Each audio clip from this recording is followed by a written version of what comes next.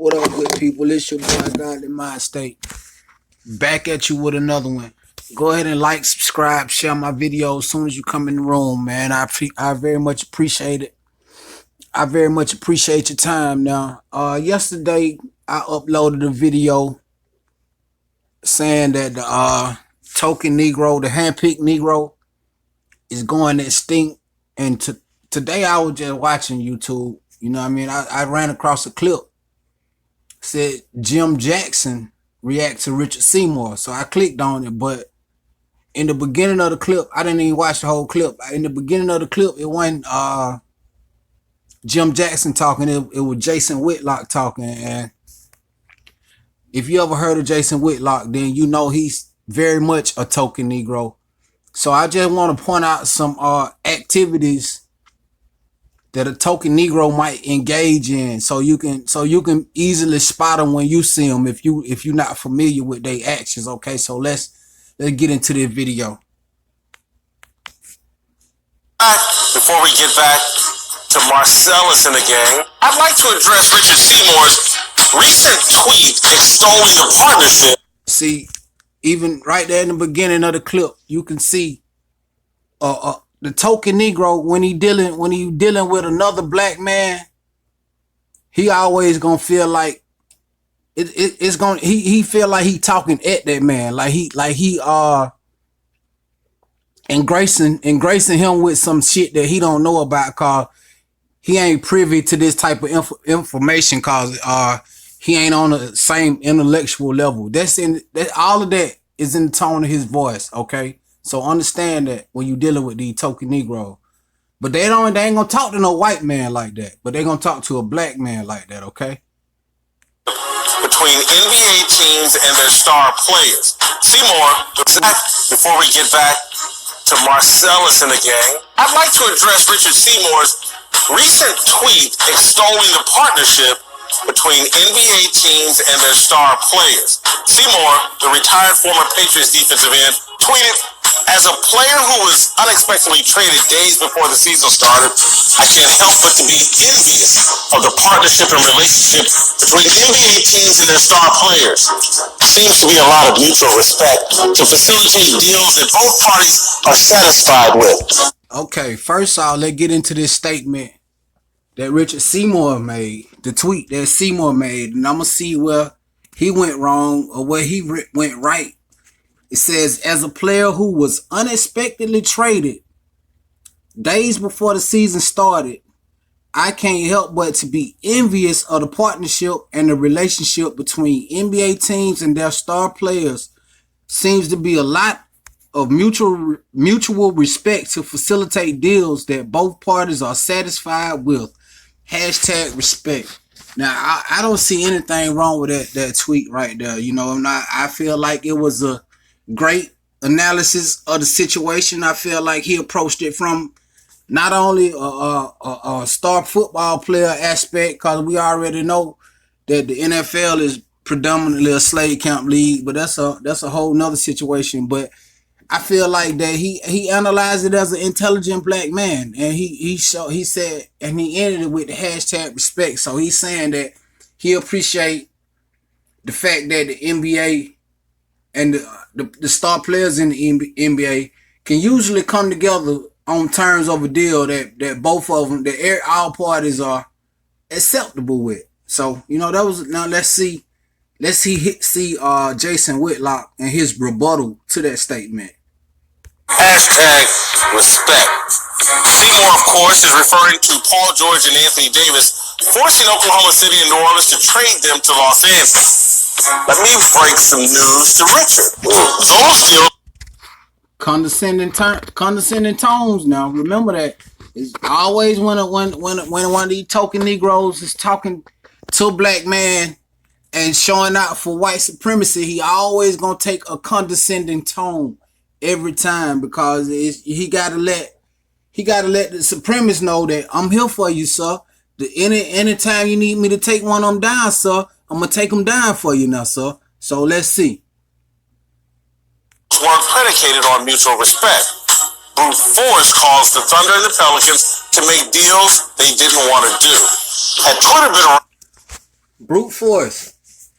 So basically you got this token right here, basically playing in the stereotypes. He even though these are savvy businessmen and very talented NBA players, he gonna describe them as using brute force, like some hood strategies or whatever. You just gotta peep. It's dog whistles and undertones and all of this type of shit, man. Just understand what this motherfucker really saying, okay? Well, when Suge Knight hung Vanilla Ice over a balcony, I'm sure Seymour would have congratulated Big Suge on the respectful way he... Don't come in, please. Don't come in. Do not come in. Now, you see how he play. You see what type of vicious game that he playing, man. So how in the F are you gonna compare Paul George to Suge Knight? What have Paul George in his career did to be a gangster, bully, and motherfucker? I got respect for Suge Knight. And if you seen Suge Knight on the street, you gonna have respect for him too, big boy. But that's a whole nother subject. But you see what I'm saying? Why put in these people's mind that Kawhi Leonard, Paul George, LeBron James, that this equivalent to the same thing what Suge Knight is in your mind. So be scared of them niggas. Them niggas trying to get too much power. Understand what he telling. Understand the message that he's sending out right now. Fleeced Ice baby, out of $4 million in royalties. Suge Knight hung Vanilla Ice over a balcony. I'm sure Seymour would have congratulated Big Suge on the respectful way he fleeced Ice baby, out of $4 million in royalties. Seymour is just one more delusional football player who wishes he was a basketball star and who has swallowed the fall. Bruh, you ain't got no motherfucking...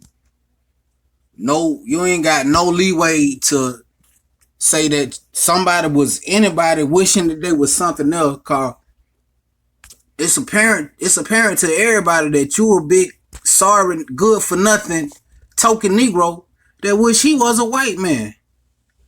So, I couldn't possibly respect any aspect that you talk from, because you're not comfortable in your own skin.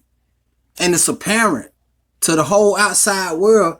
And the only reason why you in a spot that you are, not because you're a great writer, not because you're a great analyst of the sport, it's because they know that you're going to sit up there and say some dumb shit about a brother every time you get a chance to. So, nobody believe what you say, Whitlock. False narrative that NBA players and owners frequent the same strip clubs and spend all major holidays at the same dinner tables. Anything bad that happens between owners and players in the NBA is an aberration to be ignored. Richard Seymour, like a lot of people, has been brainwashed into believing that NBA grass is greener. It's not. It just has more manure spread across it. Football players need to quit buying the bull manure that the NBA is selling and take pride in the great game they helped build. Man, all of this shit is cringeworthy what this nigga is saying to me, just for the simple fact that he's saying it. I ain't gonna lie, some of the shit what he's saying right now making a little sense, but his whole demeanor and his whole tone is Sambo like a motherfucker. So I don't give a damn if you reading a word out the dictionary, the meaning of it. It still don't make sense when you say it. The culture in the NBA is not superior to the NFL. That's a lie promoted by people. I would agree that the culture in the NBA is very much superior to the culture in the NFL. Cause right now in the NFL, you got a bunch of basically slave owners. Cause the main difference between the NFL and the NBA is the NFL can sign you today for $50 million and cut you tomorrow and not owe you none of that shit. So it's all about what the fuck can you do for me right now in the NFL this Sunday? What can you do for me this Sunday? And the difference between them and the NBA, if you sign for some money in the NBA, It don't matter if you get hurt. It don't matter what the fuck. They owe you that money. So the reason why I'm making this video, cause he gonna always go against the black man gaining power and being accessible to gaining a more of a foothold in the world and getting on his feet. He opposed to that.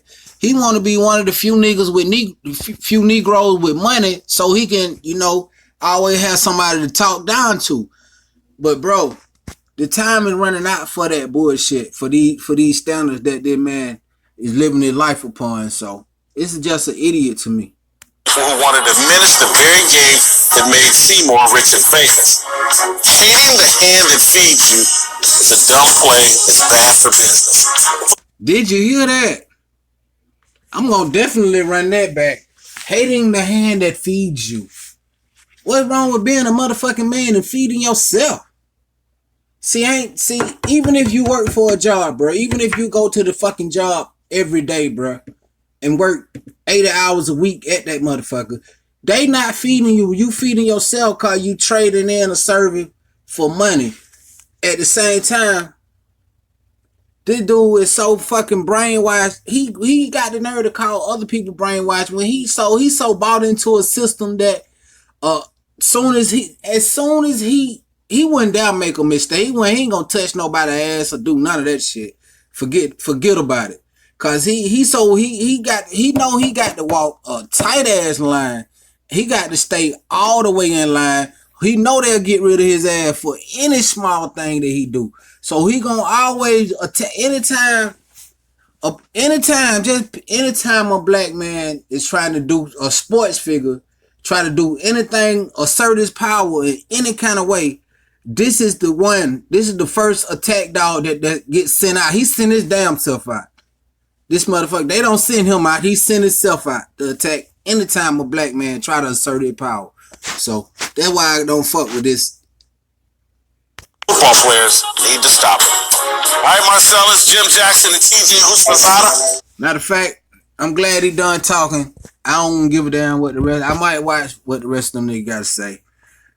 But as far as Jason Whitlock, man, he been a clown for a long ass time. This ain't nothing new for him to go on a clown tangent anytime a black man stand up and go in the bathroom and take a piss and goddamn shake it.